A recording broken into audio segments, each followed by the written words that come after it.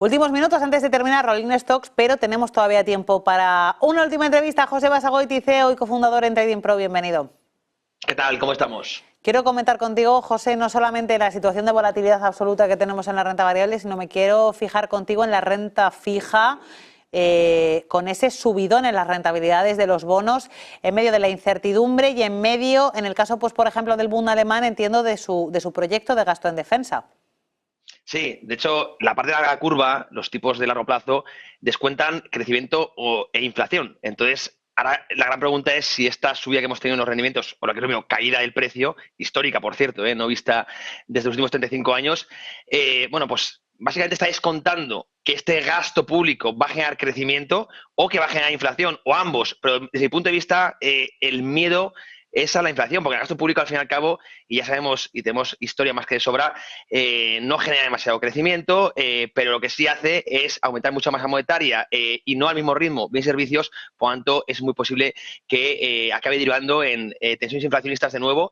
Y yo, como siempre digo, tenemos que empezar a normalizar IPCs del 3, 3,5, 4% durante los próximos lustros. Y el mercado de bonos, que es el más profesionalizado de todos, pues creo que lo está poniendo el precio, y por eso he visto muchos análisis. Oye, es que esto descuenta crecimiento. No, desde mi punto de vista lo que descuentan claramente es que vamos a un periodo inflacionario, por mucho que de cada galería los políticos digan que quieran luchar a la inflación. Creo que están bastante cómodos y por eso también aplican ese tipo de políticas que, bueno, al fin y al cabo van a destrozar y van a envilecer el valor, el poder adquisitivo del euro.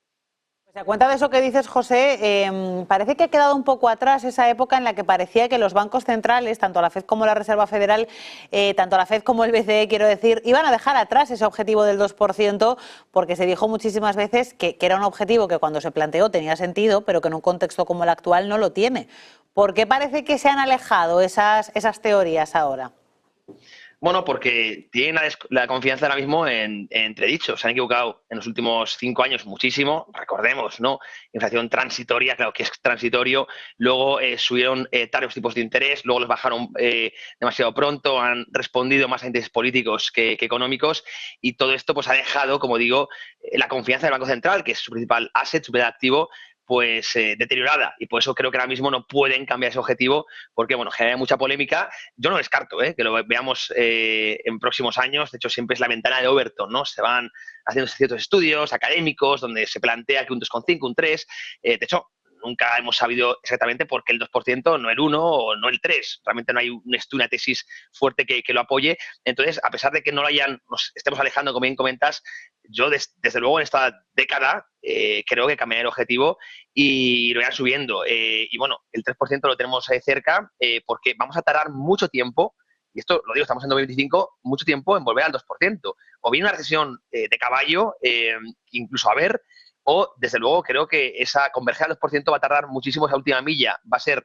las últimas 10 millas, y por tanto, como siempre comento, ¿no? El euro, pues el que ahorre en euros y no se proteja, pues va a pasar una época, una era muy mala.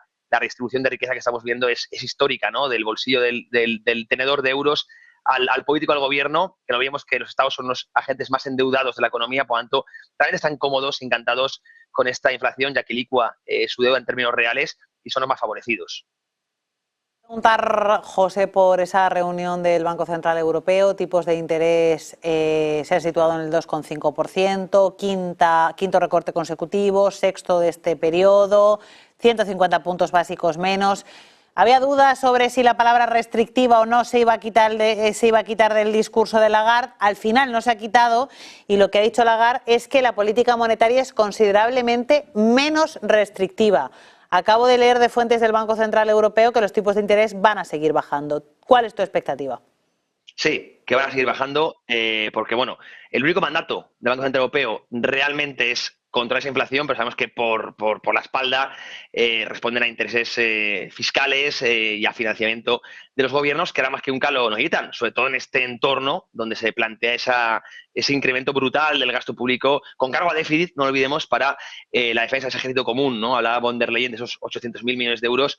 Pues evidentemente aquí el BCE va a tener que actuar tanto por la parte convencional, recortando tipos, como por la parte no convencional, ¿no? Poniendo fin a ese QT. De hecho, hoy ya se ha dejado caer que en la era de reducción de balance pues tiene fecha de caducidad, ¿no? Entonces, bueno, pues mi agenda es que vamos a seguir viendo recortes de forma más agresiva que la Reserva Federal. Por eso el movimiento del euro es tan extraño, ¿no? Esa subida tan fuerte que hemos tenido a los entornos de los 1.08, donde está cotizando ahora mismo, porque realmente, si vemos un poco la paridad de tipos de interés, la expectativa es que el BCE siga siendo más dovish que la propia Reserva Federal.